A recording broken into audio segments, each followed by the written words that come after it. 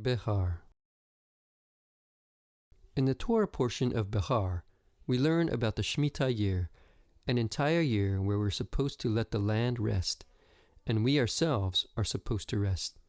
We also learn about the year of Yovel, a premium version of the Shmita year. Both of these events point towards the everlasting Shabbat we're going to have in the Messianic Era. In this Torah portion, God commanded the farmers cultivating the land of Israel to cease all their work on the land. Every seventh year, they were supposed to give the land a Shabbat rest, so to speak. The Jewish community celebrates the sabbatical or Shmita year as a community, meaning that Shmita is a fixed year for everyone, just like the Shabbat is a fixed day for everyone. The Shabbat foreshadows the Messianic age. The sages compared each of the 6 days to a millennium of history, and the Shabbat to the 1,000 years of the Messianic Era.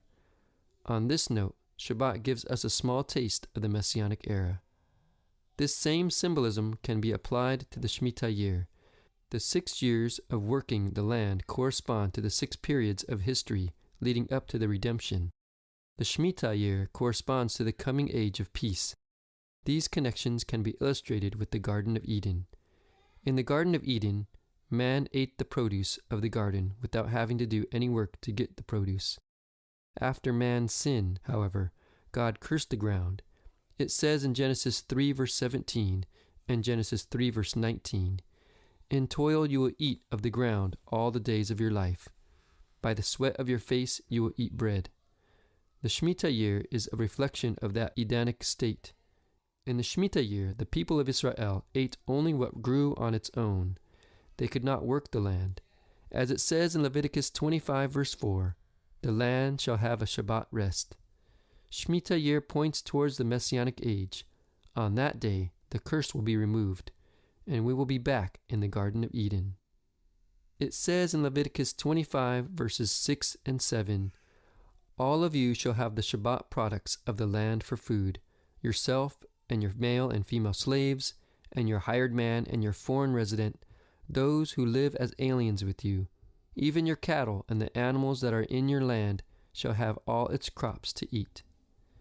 Shem Mishmuel, a Hasidic commentary on the Torah, finds it astonishing that the Torah permits Gentiles to eat of the fruits of the 7th year. Since the 7th year alludes to the days of Messiah, the produce that grows in the land of Israel during the 7th year has an intrinsic holiness derived from the Messianic Era. This symbolizes that the Gentiles of the nations will partake of the kingdom and find spiritual sustenance in it that draws them to repentance and become God-fearers. These laws allude to the Messianic Era, when everyone will enjoy the peace and Edenic prosperity of the kingdom. According to the Talmud, the number 7 represents the redemption. In the view of the sages, the Messiah will come after a tumultuous 7-year period called the footsteps of Messiah. The Talmud refers to the 7 years before the redemption as the Shavua Sheben David, 7 of the son of David. Jewish writings about the end times predict 7 years of cataclysm, natural disasters, earthquakes, conflagrations, plagues, pestilence, famines, persecutions, wars, and rumors of wars.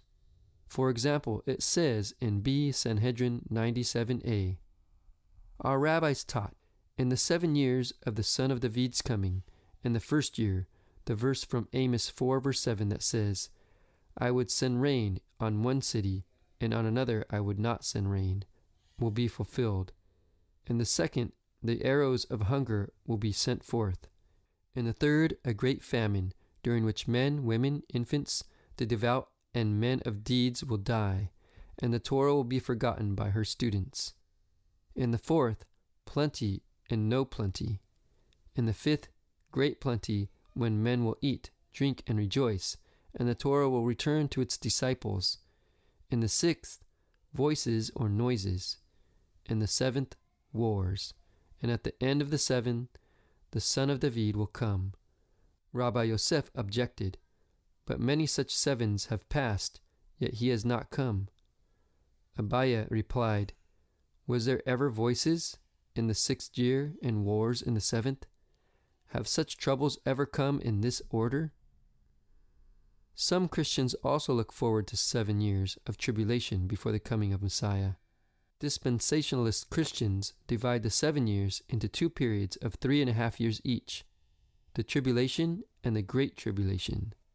Those who hold this view derive it from the prophecy of the sevens in Daniel 9 and the 3 prophecies which seem to speak of 3.5 years periods as a time, times, and half a time, i.e. a year, 2 years, and half a year.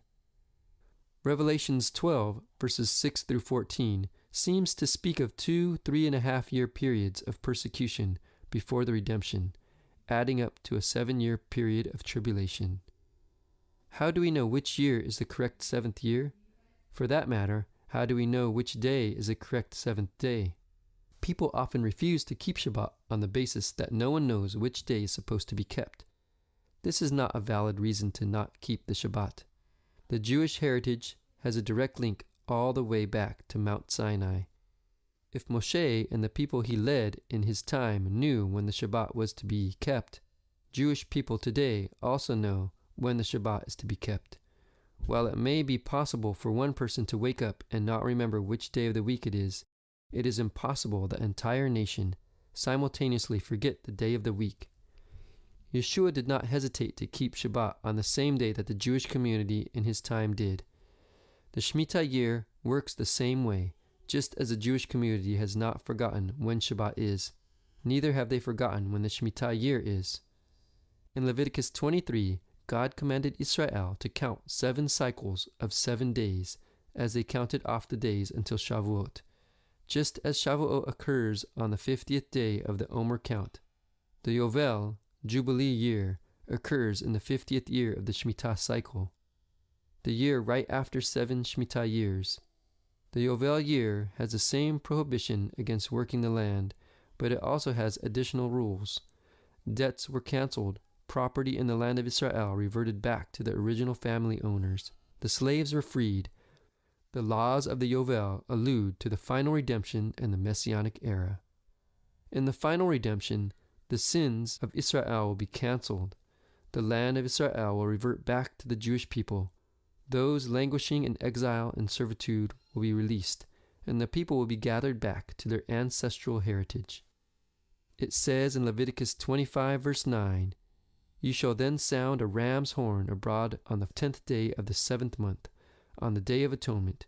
You shall sound a horn all through your land." There is another way the Yovel points towards the Messianic Era. 10 days after the year of Yovel begins, on Yom Kippur, a shofar is sounded throughout the land of Israel to announce the arrival of the Yovel. According to Rashi, the word Yovel is related to the Arabic word for horn, Yevulah. He says it is called Yovel because it is named after the blast of the shofar.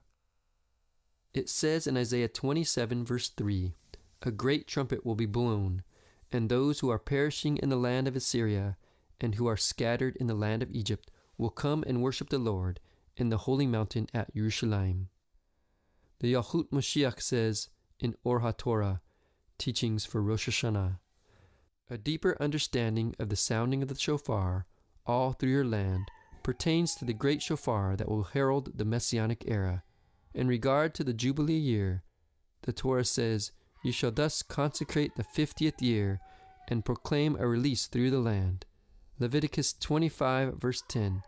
The release proclaimed in the Jubilee year symbolizes the eternal heights of the worlds, which will be released in the future time of the Messianic Era, at the time of the great shofar. Ever since the exile in Babylon, the Yovel has not been observed. There is no rest of the land, no returning it to its original owners, no cancellation of debt, and no freeing of slaves. However, we do have a commemoration of the Yovel every year at the conclusion of the last Yom Kippur service.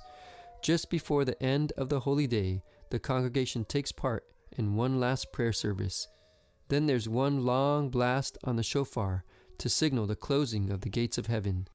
The shofar announces the end of the Yom Kippur, but it also alludes to the shofar of the Yovel and to the final redemption, as it says in Yahut Moshiach. The last blast of the shofar at the end of Yom Kippur signals the conclusion of judgment.